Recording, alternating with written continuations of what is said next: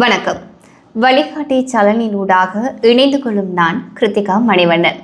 இந்த காணொலியில் உங்களுக்கு நான் என்ன தகவல் தரப்போகிறேன் அப்படின்னா, தற்போது இப்போ இலங்கையில் ஆசிரியர் போட்டி பரீட்சைக்கான விண்ணப்பங்கள் கோரப்பட்டிருக்கு.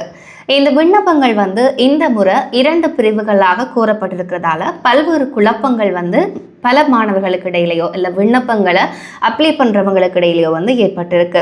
அதுக்கான ஒரு சிறு விளக்கத்தை இப்போது கூறலாம் அப்படின்றதுக்காகத்தான் இந்த காணொளி பதிவேற்றம் செய்யப்பட்டிருக்கு. இந்த காணொளியில் இருக்கிற பல்வேறு தகவல்களை தெரிஞ்சு கொள்றதுக்கு இந்த வழிகாட்டல் சேனலை சப்ஸ்கிரைப் பண்ணி வச்சுக்கோங்க, தொடர்ந்து ஃபாலோ பண்ணிக்கொள்ளுங்க.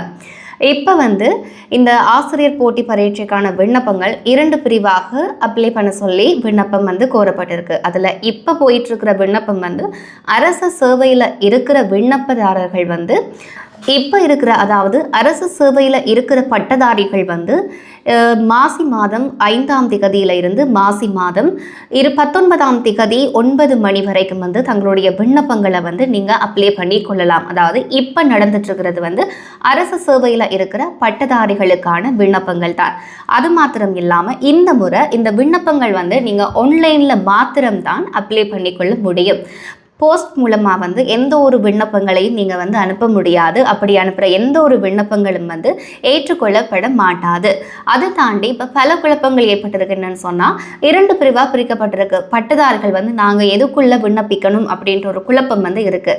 அதில் தெளிவான ஒரு விளக்கம் எப்படின்னு சொன்னால், மாசி மாதம் 5ஆம் திகதியில் இருந்து 19ஆம் திகதி அரசு சேவையில் ஏற்கனவே இருக்கிற பட்டதாரிகள் தங்களுடைய அந்த அரசு சேவையில் இருந்து நீக்கி தாங்கள் டீச்சிங் சேவைக்கு போகிறோம் அப்படின்னு விரும்புகிறவங்க இந்த டீச்சிங் சேவை விண்ணப்பத்தை அப்ளை பண்ணி கொள்ளலாம். இந்த 5ஆம் தேதியிலேருந்து 19ஆம் தேதி வரைக்கும். அடுத்து நீங்கள் எந்த ஒரு அரசு சேவையிலையும் இல்லாமல் இருக்கிற பட்டதாரிகள் 20ஆம் திகதி 9 மணியிலிருந்து மார்ச் மாதம் 5ஆம் திகதி 9 மணி வரைக்கும் உங்களுடைய விண்ணப்பங்களை நீங்கள் அப்ளை பண்ணி கொள்ளலாம். இந்த 2வது பிரிவாக பட்டதாரிகள் அப்ளை பண்ணுறதுக்கான விதிமுறைகள் நிறைய கொடுத்துருக்குறாங்க. அதன்படி பார்த்தோம்னு சொன்னால், இதற்கான விண்ணப்ப படிவம் இலங்கை பரீட்சை திணைக்களத்தினுடைய www.donets.lk என்ற இணையதளத்துக்கு போய் அவர் சர்வீஸ் என்பதன் கீழுள்ள online application recruitment exam and EB exam என்றதன் ஊடாக உங்களுடைய அப்ளிகேஷனை நீங்கள் பெற்றுக்கொள்ளலாம். அது மாத்திரம் இல்லாமல் இது 2026 பிப்ரவரி மாதம் 20ஆம் திகதி முற்பகல் 9 மணி தொடக்கம் 2026 மார்ச் மாதம் 5ஆம் திகதி பிற்பகல் 9 மணிக்கு இந்த அப்ளிகேஷன் க்ளோஸ் ஆகிடும். அது மாத்திரம் இல்லாமல் இதோட வயது என்ன அப்படின்னு சொன்னால், 2023 2 10ஆம் திகதி அன்று 40 வயதுக்கு மேற்படாதவராக இருக்க வேண்டும். இதனுடைய வயதில் 40 வரைக்கும் அதிகரிச்சிருக்கிறாங்க. அடுத்ததாக பார்த்தோம்னு சொன்னால், இலங்கை பிரஜையாக இருக்க வேண்டும், சிறந்த நற்பண்புகளை கொண்டவராக இருக்க வேண்டும், விசேட தேவையுடைய விண்ணப்பதாரர்கள் விண்ணப்பத்தில் தங்களுடைய விசேட தேவைகள் பற்றிய தகவல்களை முக்கியமாக குறிப்பிட்டிருக்க வேண்டும். அது மாத்திரம் இல்லாமல் இப்போ இருக்கிற முக்கியமான ஒரு விடயம் என்னன்னு சொன்னால், அந்தந்த மாவட்டத்தில் இருக்கிற நீங்கள் உங்களுடைய மாகாணத்தில் இருக்கிற வேகன்சிக்கு மாத்திரம் நீங்கள் அப்ளை பண்ணி கொள்ளலாம். 2வது சாய்ஸாக நீங்கள் வேறு மாகாணங்களை கொடுக்கும்போது அந்தந்த மாகாணத்தில் வேகன்சி இல்லாத பட்சத்தில் தான் உங்களுடைய வேகன்சி செலக்ட் பண்ணப்படும். மோஸ்ட்லி நீங்கள் உங்களுடைய பிரதேசத்தை அடிப்படையாக கொண்ட மாகாணங்களில் நீங்கள் உங்களுடைய வேகன்சியை அப்ளை பண்ணி கொள்ளுங்கள். குறிப்பாக இவங்க சொல்லியிருக்கிறாங்க, கிழக்கு மாகாணத்தில் நிரந்தரமாக வதிவோர் அல்லாத விண்ணப்பதாரர்கள் கிழக்கு மாகாணத்தில் விஞ்ஞானம், கணிதம், ஆங்கிலம், தகவல் தொழில்நுட்பம், தொழில்நுட்ப பாடப்பிரிவு மற்றும் வழிகாட்டல் ஆலோசனை ஆகிய பாடங்களுக்கு மட்டும்தான் நீங்கள் விண்ணப்பிக்க முடியும். அது தவிர எந்த ஒரு பாடத்துக்கும் வேறு மாவட்டம், அதாவது கிழக்கு மாவட்டத்துக்கு கிழக்கு மாகாணத்துக்கு நீங்கள் அப்ளை பண்ண முடியாது அப்படின்றதை குறிப்பிட்டிருக்கிறாங்க.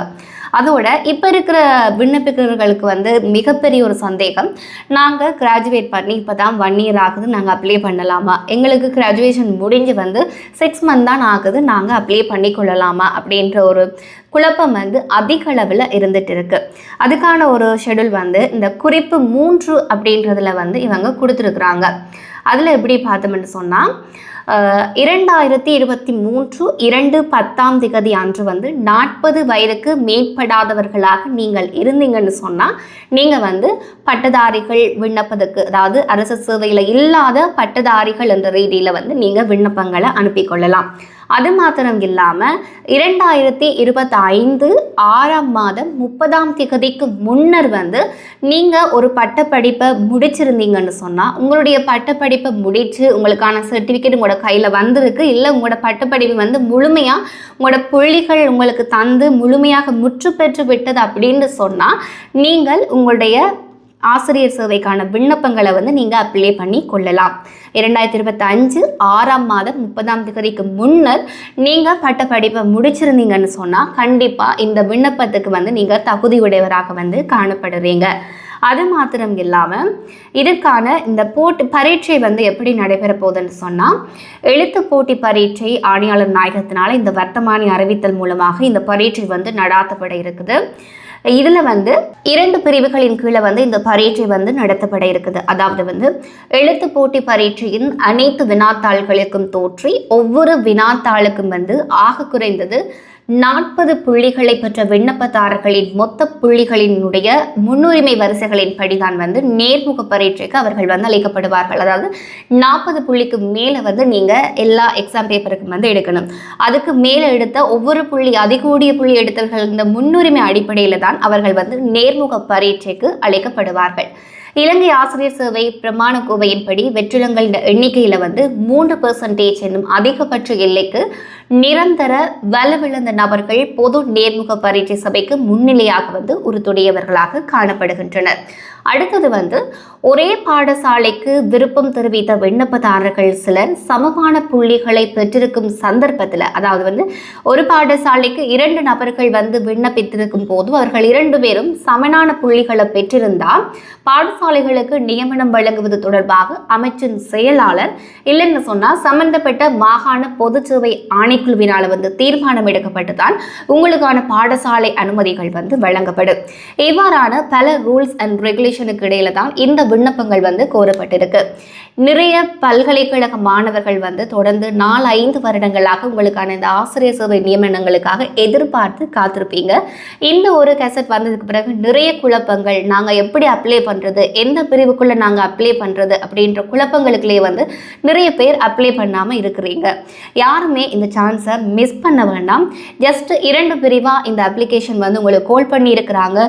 ஒன்று அரசு சேவையில் இருக்கிற பட்டதாரிகள் இருக்கிற அந்த அரசு சேவைங்களுக்கு வேண்டாம், நாங்கள் டீச்சிங் சேவைக்குள்ளே போகிறோம் அப்படின்னு இருக்கிறவங்களுக்கு இப்போ 5ஆம் தேதியிலிருந்து 19ஆம் தேதி வரைக்கும் நீங்கள் அப்ளை பண்ணி கொள்ளலாம். இப்போ எந்த ஒரு அரசு சேவையிலையும் இல்லாத பட்டதாரிகள் வந்து 20ஆம் தேதியிலிருந்து மார்ச் மாதம் 5ஆம் தேதி வரைக்கும் உங்களுடைய விண்ணப்பங்களை வந்து நீங்கள் அப்ளை பண்ணி கொள்ளலாம்.